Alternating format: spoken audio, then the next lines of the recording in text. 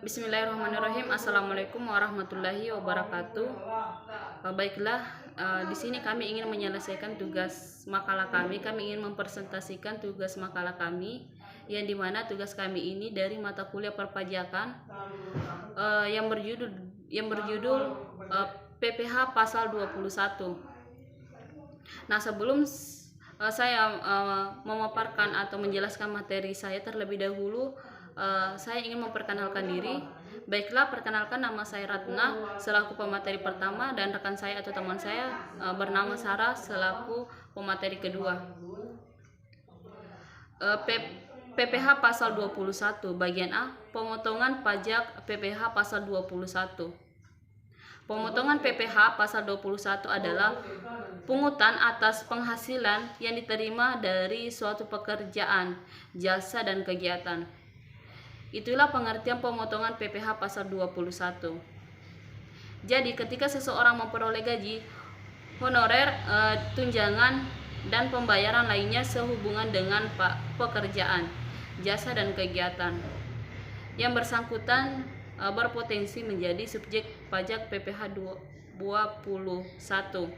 Oleh karenanya, jika Anda sebagai seorang karyawan sangat mungkin mengalami pemotongan pajak ini setiap bulannya.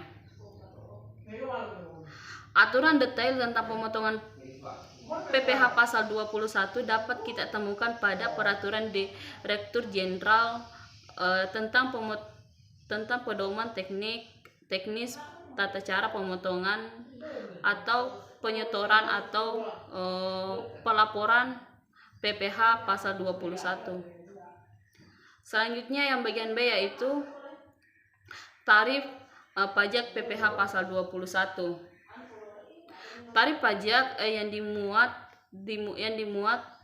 pada PPH pasal 21 disebabkan kepada wajib pajak yang telah berpenghasilan.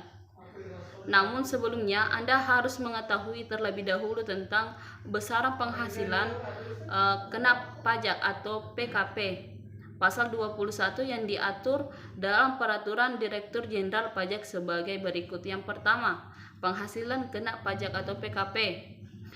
Menurut Peraturan Direktur Jenderal Pajak, penghasilan kena pajak adalah pegawai tetap dan penerima pensiun penghasilan dan penerima pensiun penghasilan berkala dikenakan PKP sebesar penghasilan neto dikurangi penghasilan tidak kena pajak atau PTKP tersebut. Sementara pegawai tidak tetap dikenakan PKP sebesar penghasilan bruto dikurangi dengan penghasilan tidak kena pajak atau PTKP terbaru.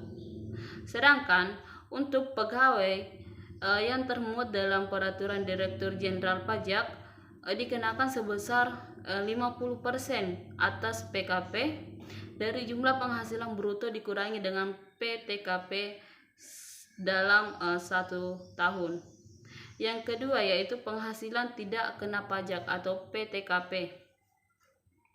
Penghasilan tidak kena pajak atau PTKP merupakan pendapatan yang tidak dikenai pajak penghasilan, seperti misalnya yang termuat dalam PPH pasal 21. Menurut Direktur Jenderal Pajak, penghasilan tidak kena pajak atau PTKP dijelaskan sebagai pengeluaran untuk memenuhi kebutuhan dasar wajib pajak beserta keluarga dalam 1 tahun, maka tidak termasuk dalam PPH pasal 21. Berdasarkan wajib pajak tidak akan dikenakan pajak penghasilan apabila penghasilan wajib pajak sama dengan atau tidak lebih dari 54 juta. Objek penghasilan tidak kena pajak dipaparkan sebagai berikut. Yang pertama, 54 juta untuk diri wajib pajak orang pribadi. Yang kedua yaitu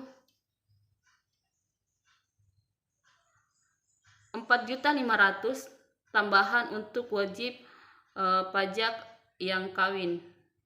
Yang ketiga yaitu 54 juta untuk istri yang memiliki jumlah penghasilan tersebut telah digabungkan dengan penghasilan suami. Dan yang terakhir yaitu 4.500.000 tambahan untuk setiap anggota keluarga kandung serta keluarga dan garis keturunan serta anak angkat yang menjadi tanggungan sepenuhnya. Paling banyak 3 orang untuk setiap keluarga. Selanjutnya yang ketiga yaitu tarif PPh pasal 21. Berdasarkan pada pasal 17 ayat 1 Undang-Undang PPh, perhitungan tarif pajak pribadi menggunakan tarif progresif sebagai berikut. Yang pertama yaitu penghasilannya sampai dengan 50 juta per tahun dikenakan tarif pajak sebesar 5%.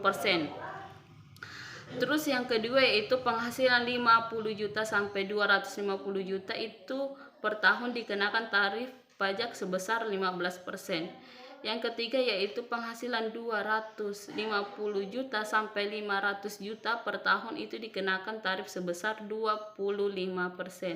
Dan yang terakhir yaitu penghasilan di atas 500 juta per tahun dikenakan tarif pajak sebesar 30%.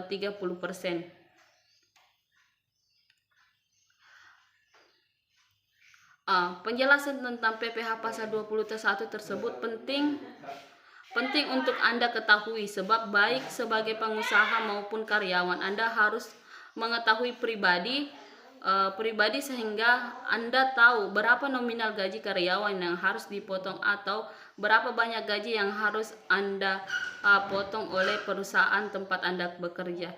Itulah materi pertama dari saya. Lebih dan kurangnya mohon dimaafkan. Saya selanjutnya akan dilanjutkan oleh pemateri kedua. Terima kasih.